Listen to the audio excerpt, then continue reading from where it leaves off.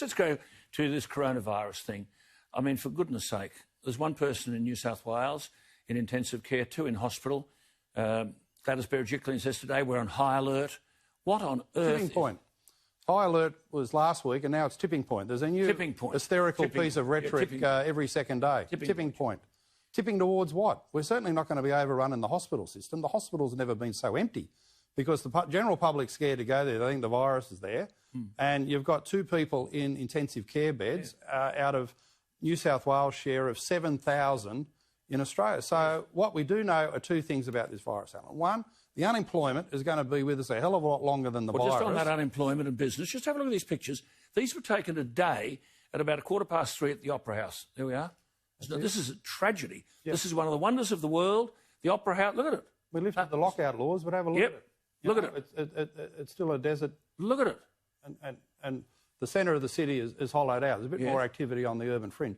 But the second thing we know is that it's complete and utter hysteria about the impact of the virus. And this is a public exaggeration campaign, the like of which I've never seen. I mean, at least in the media, they should be reporting the facts about how many people are in hospital, how many in ICU, and also look at the data that 122 deaths in Australia, just 3 under the age of 60. So the virus has been in Australia for 6 months. So every second month, it kills 1 person under the age of 61. Compare that to other big fatality problems. In Australia already this year, we've had 1,200 male suicides. 1,200 male suicides. So 10% of that number is the total number of COVID-related deaths. A lot of those are people in their 80s and 90s, only 3 under the age of 60. So when you put it in proportion against things like the winter flu or male suicide, the hysteria and the repetition of this in the media is just so far out of proportion. Frightening. I asked people at the weekend, do they remember swine flu? These were intelligent people, 2009. No.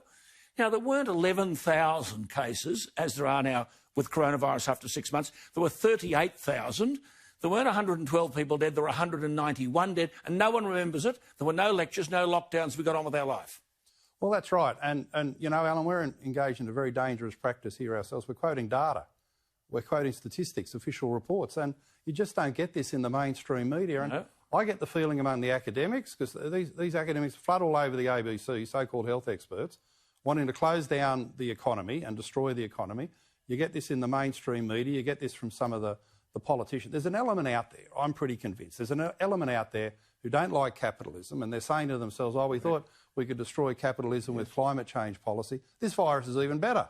This virus is even better, and that is an explanation of the hysteria. These people have got it way out of proportion. 11% of GDP has been spent on this. Well, you know, that's the other thing that'll outlive the virus is the debt. The unemployment and the debt are going to live a lot longer than this virus. Well, I'll just leave you with one fact. You would remember this. When Kevin Rudd wanted to raise the debt ceiling when he was Prime Minister to $75 billion, that's the limit you could go to for government debt.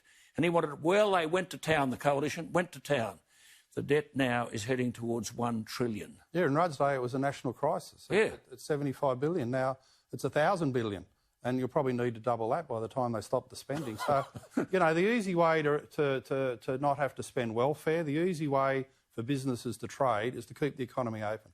But you just feel this stampede pressure, the exaggeration, the hysteria, the panic porn, as the great Paul Murray has called it. You feel that pressure on the politicians and eventually the damn wall breaks. And, you know, look at one example there, what they did to the border towns, Albury, Wodonga, Echuca, Moama.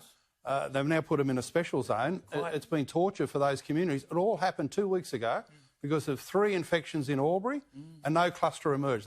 They're down to 0 infections now. So, but we had infections at Casula in southwestern Sydney, and suddenly the rules that applied to them apply to Tamworth, Dubbo, Burke, everywhere else. Every pub's a danger zone. So good to talk to you. Keep at it.